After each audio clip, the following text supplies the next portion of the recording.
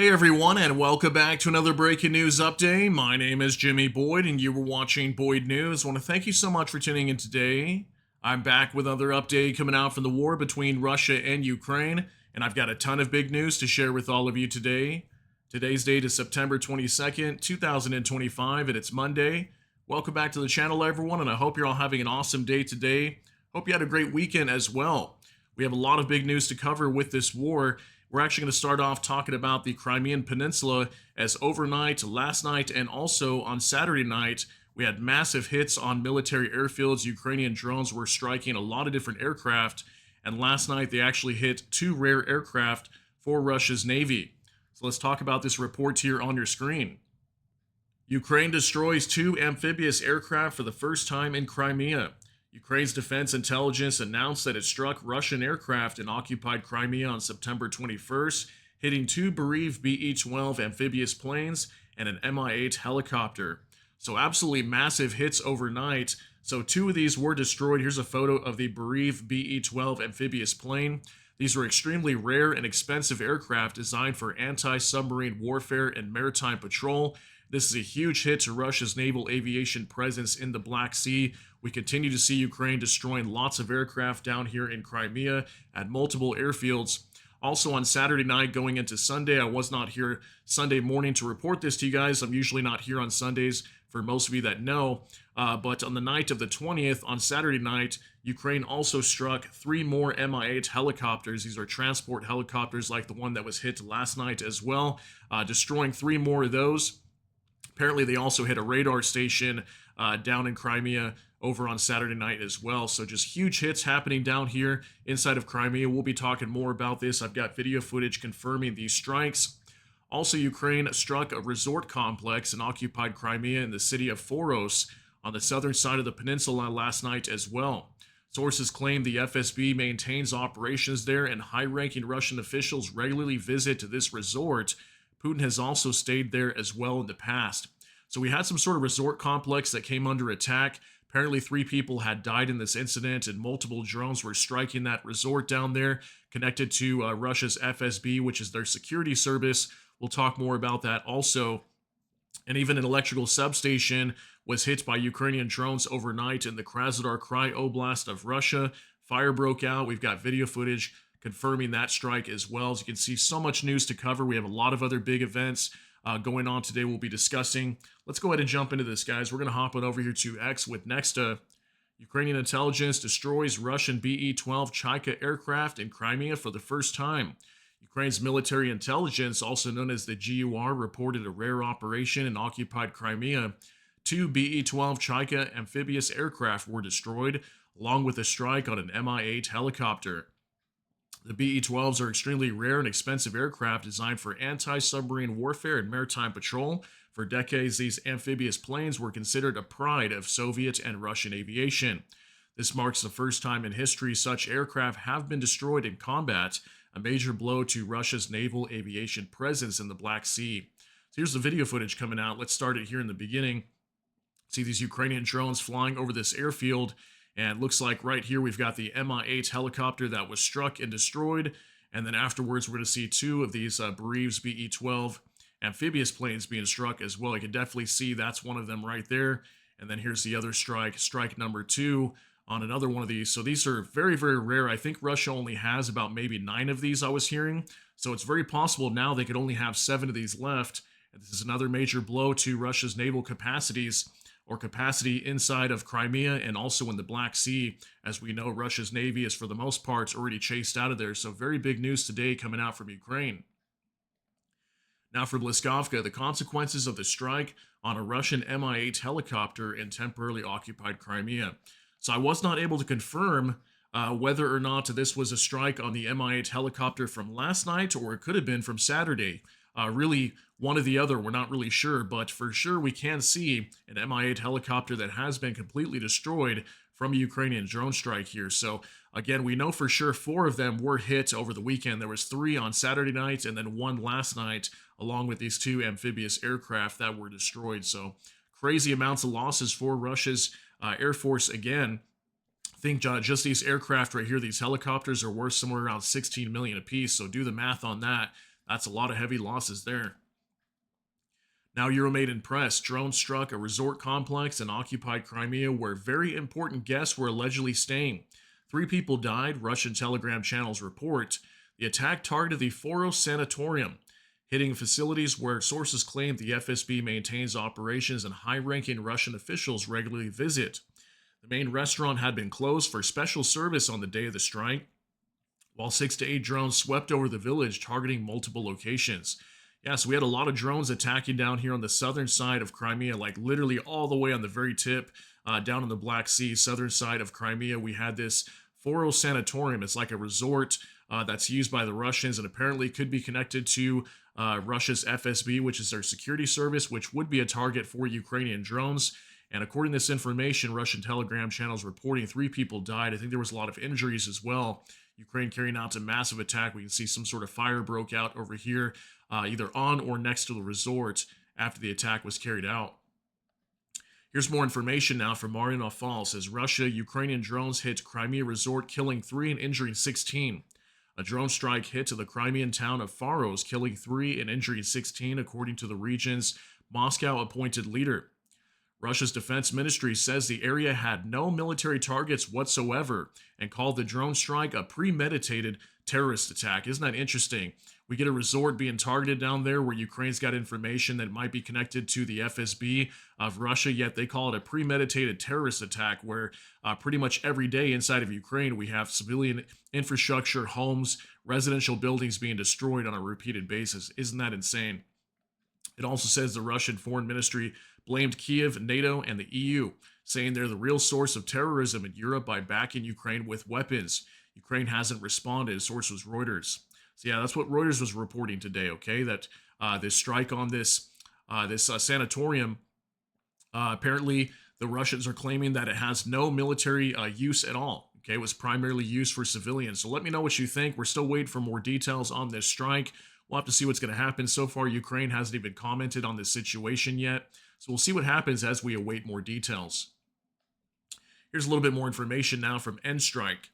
According to Russian media, during a Ukrainian strike on an FSB Dhaka in Crimea, the traitor governor of Kherson region, Vladimir Saldo, may have been killed. Reports suggest that Saldo was present at the site at the time of the attack. He has not appeared in public for a week. Members of the occupation administration are reportedly trying to determine his whereabouts. Yeah, so possibly this former governor of the Kherson region of Ukraine, Vladimir Saldo, may have been killed in this attack on this resort as well. So we're still waiting for more information and confirmation, but apparently he's been missing for more than a week, and this strike just took place last night. So we'll wait for more info on that. Maybe we'll get some confirmation that he may have been taken out in this strike. All right, now from Visioner. Last night, the Defense Forces of Ukraine struck the Konivska traction substation in the village of Staro Deryevi on Komska. Really long name, guys. Might be butchering that, but I tried my best.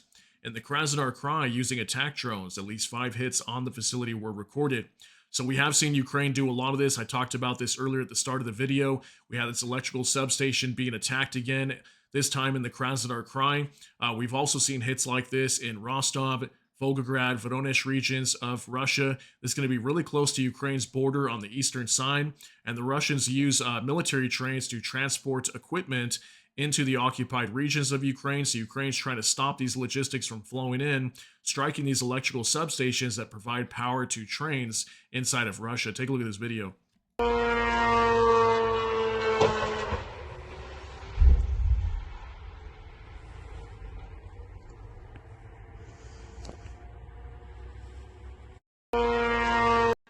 All right, so we can see Ukrainian drones directly striking this substation here. Looks like it was hit already one time, and then we had another fire that broke out after that second hit, and some information reporting today that possibly it was struck by up to 5 drones. So we had a massive fire that broke out here on the facility of this electrical substation, and yet again, more hits to Russian military logistics.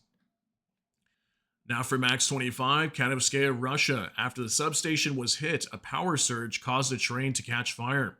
Yeah, apparently after this substation came under attack, it caused a massive power surge, and we had a train that was connected to one of the train tracks nearby, and it actually caught on fire due to this electrical power surge. Take a look at this video. По станцию.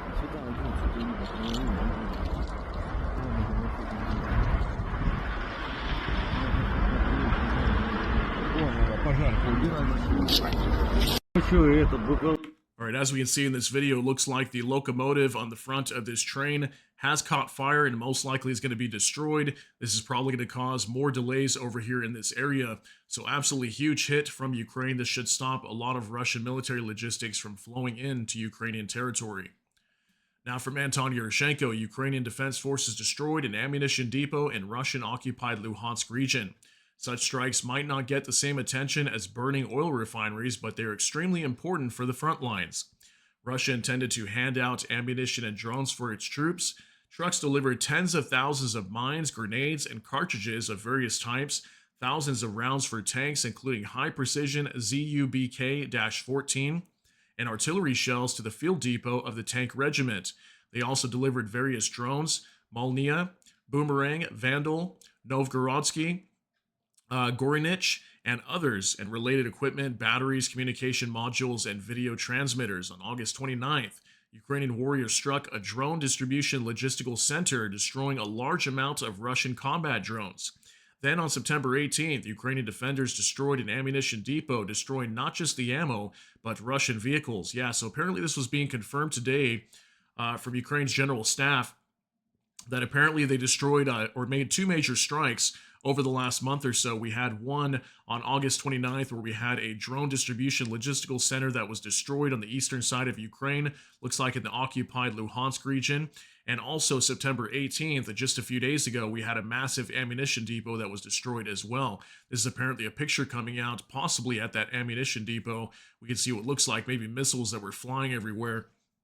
So very huge hit for Ukraine, and this will prevent a lot more attacks on the front line and help out Ukraine as they continue to fight against Russia. So very big news there. Now here's a little bit more information from Max 25. Satellite images confirm the destruction of the regimental depot of ammunition of the Russian occupation forces near Bodanivka, Luhansk region, according to Dnipro Ozent. Trucks delivered tens of thousands of mines, grenades, and cartridges of various types. Thousands of rounds for tanks, including high-precision ZUBK-14 and shells for artillery to the field depot of the tank regiment. Okay, so Dnipro Ozent was able to get some satellite imagery showing this area that was completely blown up. So it's mainly this building right here that we're going to be looking at, and some of these buildings got flattened as well. So take a look at this new photo here. That building is completely gone, and look at these buildings over here as well. They were also leveled after this ammunition depot was hit and blown up. So it looks like we had potentially tens of thousands of rounds, all kinds of different drones, ammunition that the Russians were using that were destroyed over here in this strike. There's some confirmation with these new satellite images coming out today. Very big news. Now from NOLA reports, Ukrainian Special Operation Forces struck a Russian S-400 Triumph system in Kaluga region on the night of September 5th. Recon units located the air defense complex, after which strike drones destroyed its launcher and radar station. So huge news. This was probably about maybe 3 weeks ago. September 5th, Ukraine carried out some strikes on an S-400 air defense complex. So we had the launcher down here and also the radar system that was completely struck and destroyed in the Kaluga region. This is just a little bit southwest from Moscow. And I was wondering at the time when I saw this, I was like, I wonder if Ukraine is trying to destroy these air defense systems on the way to Moscow in preparation for missile attacks, because we know that Ukraine at any moment can start launching missiles onto Moscow. They do have missiles that have the range and capability to do so. They've got ballistic and cruise missiles that they're preparing right now for major attacks across Russia. So right when I heard this, I was like, that could possibly be what that is. They're trying to pave a way for these missiles to cross right through and strike into Moscow. So very big news coming out from just a couple weeks back. This was confirmed today. Now from Visioner, Ukrainians bombed buildings that the Russians were using as deployment sites. So a new video of a major strike. I'm not sure exactly where this took place at. Was it in eastern Ukraine or southern Ukraine, an occupied territory? It could have been. If not, this was definitely inside of Russia, and I want you guys to see this. Major destruction here.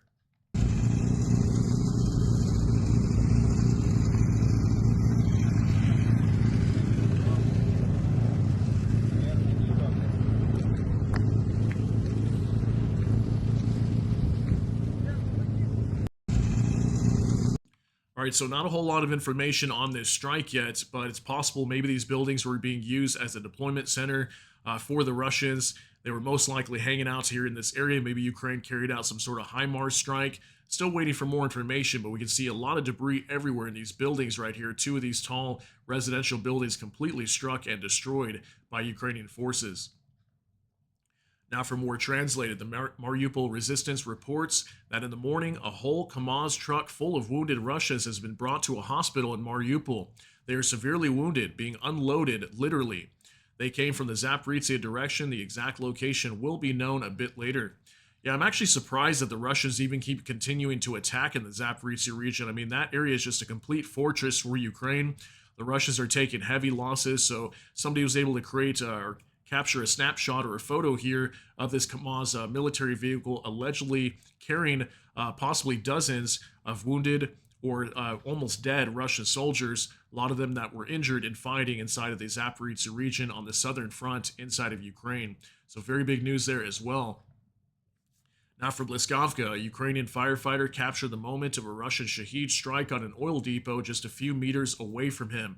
Yeah, I want you guys to see this. There were drones going into Ukraine overnight. I'm not sure if this video came out from yesterday or today, but we clearly had a drone flying over a firefighter's head striking an oil depot inside of Ukraine. Very scary video. I want you guys to see this, about a minute long.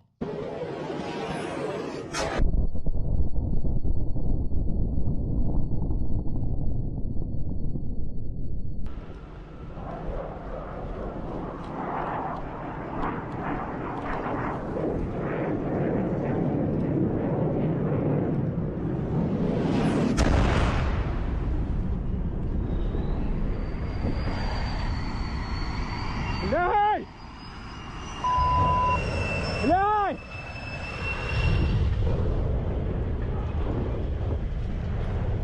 Лягайте на землю! До бетонної стіни! Ой, їбало. Пізда! Бронік скидай!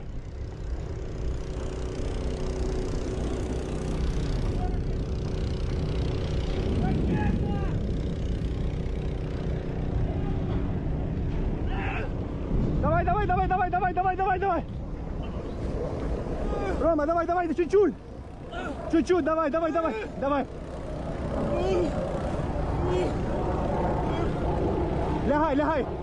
Okay, so very scary video here. We can clearly see even one of these firefighters jumped into this pond because of this attack.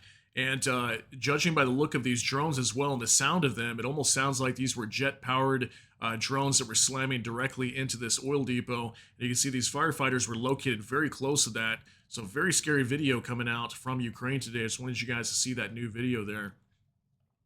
Now we'll move on to Vicegrad 24. Putin issued fresh war threats and criticized Trump's Golden Dome project. In a statement, the Kremlin leader declared that Russia would respond to any potential threats with military force. He accused the West of taking destructive steps that undermine the foundations for dialogue between nuclear-armed states. Putin also spoke out against Trump's Golden Dome initiative, saying that the deployment of U.S. weapons in space would undermine Russia's efforts to preserve strategic stability. He added that if necessary, he is ready to respond. The Golden Dome program, first announced by Trump in January, aims to build a satellite network capable of detecting, tracking, and potentially intercepting missiles. Yeah, here's a new video, just about 20 seconds of Putin speaking today. Take a look. Россия в состоянии ответить на любые существующие и вновь возникающие угрозы. Ответить не на словах, а путем применения военно-технических мер. Пример тому наше решение об отказе от одностороннего моратория на развертывание наземных ракет средней и меньшей дальности. Это был вынужденный шаг. Россия... Okay, so we can see Putin talking about the deployment of short and medium range missiles on their territory. Apparently they can start moving them now to the western side of Russia after ending a moratorium. And Putin stating the reason they had to do this is because of escalation with this war and what NATO is doing. He also apparently, was talking about the Golden Dome system that Trump wants to set up to create a shield over the United States to intercept any incoming ballistic missiles that are fired onto the United States, which I think is a great idea. I know it's going to be very expensive, but why not have some sort of protection for the American citizens? But Putin also claiming that this could be a move in the wrong direction that could cause Russia to react and come up with their own way of defending against this, or possibly even some sort of offensive actions here as well. So, yeah, Putin just making a lot of different statements today, discussing different things, talking about the Golden Dome. He's also mentioning that if they need to respond to any potential threats, they will do so with military force. So also kind of calling on NATO and saying, hey, if we need to go to war with NATO or whatever might be, we're going to do what we have to do to maintain Russia's sovereignty. So now for Max 25, Putin also said the system of agreements between Russia and the U.S. on control of nuclear missiles and strategic defensive weapons has been almost completely dismantled. Russia will proceed from the assumption that the U.S. deployment of weapons in space will undermine its efforts to maintain strategic stability. Russia is not interested in an arms race. Yeah, these are also some other things that Putin has stated, that Russia is not interested in an arms race, nor do I think that Russia can even participate in one right now. We know that they're broke, and they're obviously fighting Ukraine, so they're busy sending a lot of weapons into Ukraine. I don't think they could participate in one if they even wanted to. But yeah, him also talking about the agreements between Russia and the U.S. on control of nuclear missiles and strategic defensive weapons has been almost completely dismantled. So does this mean that Russia and the United States are going to continue producing more nuclear weapons now that he's stating this whole system of agreements has been completely dismantled? We'll have to see what's going to happen, but he made a lot of serious statements today, as you can see. Now from Evgen Estrebin. Shoppers in Russia are facing a combination of shrinkflation, reducing the amount of product and packaging, and skimpflation, replacing expensive ingredients with cheaper ones, according to Duma Speaker Boris Chernyshov. He called the combination of these two tactics stealthflation. So more reports coming out from Russia that their economy is completely crumbling. Talking about shrinkflation here, reducing the size of product packaging for any food or anything like that being sold in Russia. Skimpflation, replacing expensive ingredients with cheaper ones. But you know what? This is actually something that's going on throughout the entire world, not just inside of Russia. I mean, look at the U.S.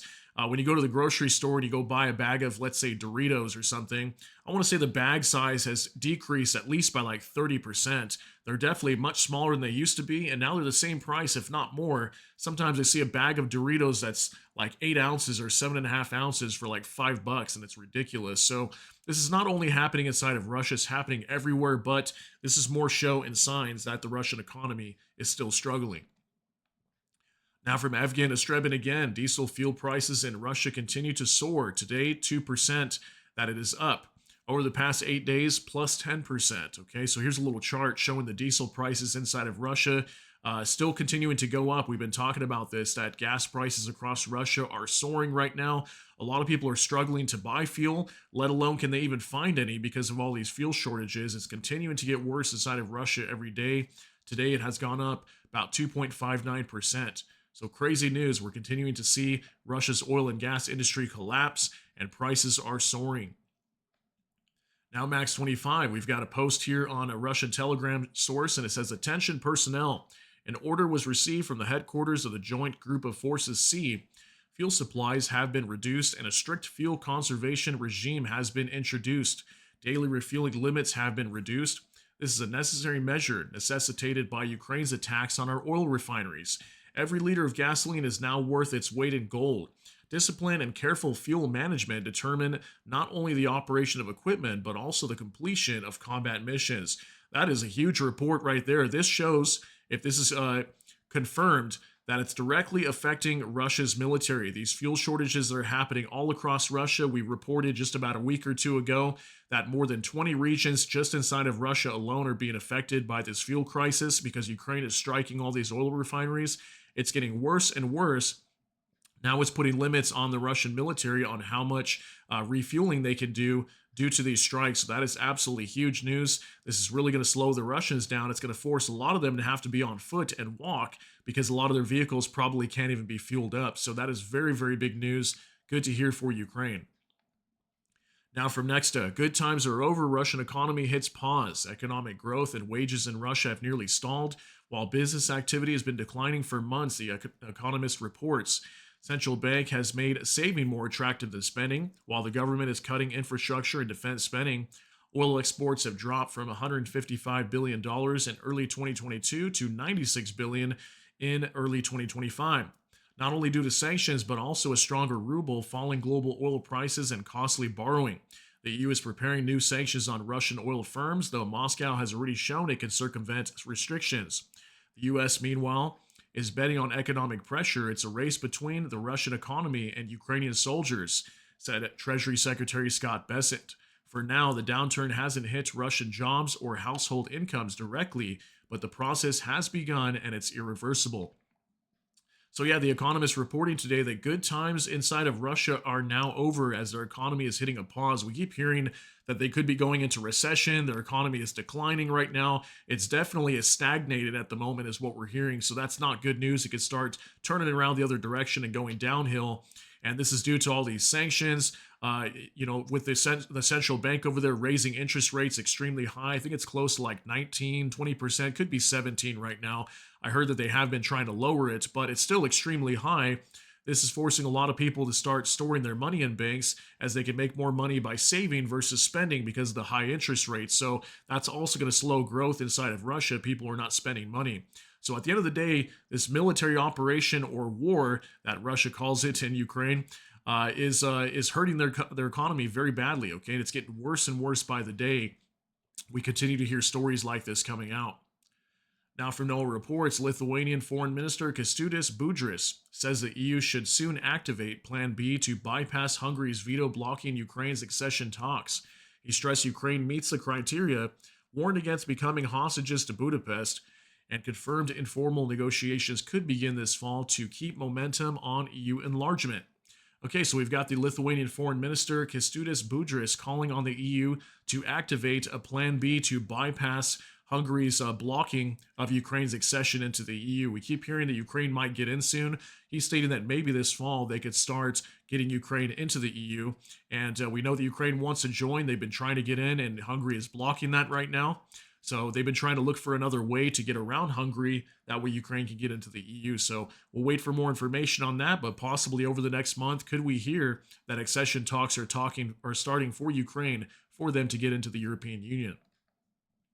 Now for Max 25, Poland will shoot down objects that violate its airspace, according to Donald Tusk, the Prime Minister. Polish Prime Minister added that in ambiguous situations, one should be careful. He says, quote, when we face situations that are not entirely clear, such as the recent flight of Russian fighter jets over the Petro-Baltic platform, but without violation, since these are not our territorial waters, one should really think twice before deciding on actions that could cause a very acute phase of the conflict, he noted. Okay, so yeah, this was a huge statement from Donald Tusk today. He was speaking to reporters and stating that anything that violates its airspace, drones or even Russian aircraft, they will shoot them down. Okay, that's very big news. We're starting to hear that NATO nations are stepping up and warning Russia not to violate their airspace because just over the weekend, I think it was on Friday or Saturday, we had Estonia's airspace being violated at the same time. There were several Russian fighter jets flying over a Petro-Baltic platform. This is like an oil platform out in the Baltic Sea off the coast of Poland, that there was a low flyover incident of Russian fighter jets in that area. Now, that did not violate Poland's airspace, but he's stating here that, we got to be careful with what we choose to do. If we choose to shoot down a Russian fighter jet, for example, we got to make sure that they're actually violating our airspace, not just over, certain resources like this Petro-Baltic platform. But yeah, definitely warning that Russia could be, their aircraft could be shot down if they happen to keep doing this, but they are going to be careful in certain situations. Now, Vicegrad 24 breaking: NATO will meet tomorrow after Estonia invoked NATO Article 4 following a violation of its airspace by 3 Russian fighter jets on Friday. All right, so yeah, big news. Tomorrow is going to be NATO's meeting of Article 4 being invoked by Estonia after last week on Friday we had these 3 Russian MiG-31Ks that were violating Estonia's airspace. NATO will be convening for consultations tomorrow to discuss how they're going to be responding to Russia's blatant violation of Estonia's airspace. And this is the second time that NATO's Article 4 has been invoked in just the last couple weeks. We had Poland invoking Article 4 as well due to Russian drones that were crossing into their territory just a couple weeks back. Now from next, Russia begs the UN to ease aviation sanctions, otherwise planes will fall. Moscow has appealed to the International Civil Aviation Organization, ICAO, claiming that sanctions threaten passenger safety. Despite the superpower status, Russia still hasn't learned to build its own planes. Officials admit that part of the fleet may soon be grounded. The main issue is spare parts for Boeing and Airbus aircraft. The fleet is aging and gray schemes no longer work. If a Russian Boeing or Airbus crashes and people die, it will be because of sanctions, a Reuters source said. After the invasion of Ukraine, mass production of MS-21, SJ-100, and Ilyushin 114s never took off, while Aeroflot's procurement plans have been slashed. Here's a report from Reuters today. Russia asked UN Aviation Agency, ICAO, to ease sanctions over safety concerns. So we know that a lot of these sanctions onto Russia's aviation industry is really hurting them, even their air force as well. A lot of their aircraft, especially civilian aircraft, they can't even maintain them. They can't get spare parts because a lot of these parts are sanctioned. So, what's going to happen at some point? I definitely would not want to fly inside of Russia with all these reports coming out like this. So they're begging to the UN Aviation Agency, ICAO, to ease sanctions due to these safety concerns of these planes that could start falling out of the skies because parts could start failing like engines and whatnot. So crazy news today. Now, Max 25, the U.S. is trying to prevent Trump's decision to lift sanctions on Belarusian flag carrier Belavia from opening the floodgate for crucial aviation spare parts to reach Russia's airlines, according to Politico. Although it will allow parts to be sold to Belavia, Washington is trying to block the carrier from flying to Russia, although such a limit may not be effective. The risk that aircraft components manufactured in the U.S. might end up in the hands of Russian airlines, which are in dire need of maintenance and replacement parts following over 3 years of Western sanctions, has surged since Belarus announced that Washington was loosening sanctions on its flag carrier. Here's a report today from Politico. U.S. tries to keep Russian airlines from getting their hands on sanctioned parts. The issue arose after Washington lifted sanctions against Belavia, the main carrier of Russian ally Belarus. So yeah, this main carrier inside of Belarus, known as Belavia, they had their sanctions that were lifted. I think it was on September 11th. This was in exchange for 52 political prisoners that Belarus had released. So now the U.S. is concerned that Russia might get their hands on these sanctioned parts because these parts are going to flow into Belarus now, and then Belarus, because they have their open borders with Russia, they might just hand these parts directly over to Russia and effectively, at least partially, solve their crisis with their civil aviation industry. So not good news there. We'll see what happens with this. I'll continue to follow that story. If we get updates on that, I'll let you guys know. But this might be helping out Russia in the future. This might upset some people as well with the U.S. lifting sanctions on Belarus. All right, now from NOAA reports. Overnight, Russia launched a record 141 drones, mostly Shaheeds, at Ukraine from multiple directions. Ukrainian defenses shot down or suppressed 132 of them. 9 drones hit targets in 7 locations. Debris fell in 8 more. Between 4 to 6 a.m., Russian jets also launched glide bombs at Zaporizhia, causing civilian casualties. So 141 drones going into Ukraine overnight, pretty large attack. Usually at the start of the week, we only see about maybe 50 to 80 drones or so. So looks like we still had a pretty large attack onto Ukraine overnight, but 132 of those being shot down. Very good news. We didn't hear too much about destruction inside of Ukraine. That explains why, because they shot down a very good majority of them. Now our final update from the Kyiv Independent. These are the indicative estimates of Russia's combat losses as of September 22nd, according to the Armed Forces of Ukraine. In our final update, Russia's losses as of September 22nd, 960 troops, 1 AFV, 118 vehicles and fuel tanks, 1 tank, 47 artillery systems, 403 UAVs, 1 MLRS, and it looks like that is it, aside from 3 helicopters here. These were the ones that were destroyed on Saturday night. Okay, so very big hits here. 1 MLRS being destroyed again. We've been seeing 1 or 2 of these per day, almost every day for the last several weeks. 47 artillery systems up a little bit today. Usually see about 20 or 30 in this category. Tanks and AFVs still pretty much nothing, only 1 each here. And vehicles and fuel tanks up a tiny bit today, just a little bit over 100 there. And then troop losses still up slightly, as we've been seeing closer to 1,000 recently over the last few days. Typically, we see about maybe 850 to 900, so up slightly there. And it looks like that's it, guys. I want to thank you so much for tuning in for today's update on September 22nd, 2025. Hope you guys all have a great Monday out there. Let me know what you think about all these details down below in the comment section, but that's going to be it for today's update. If you got something out of this, please smash that like button. Also, if you enjoy my content, please consider subscribing down below. Hit the notification bell, that way YouTube can notify you. And with that, hope you all have a great day. Everybody take care, God bless, and we'll see you in the next one.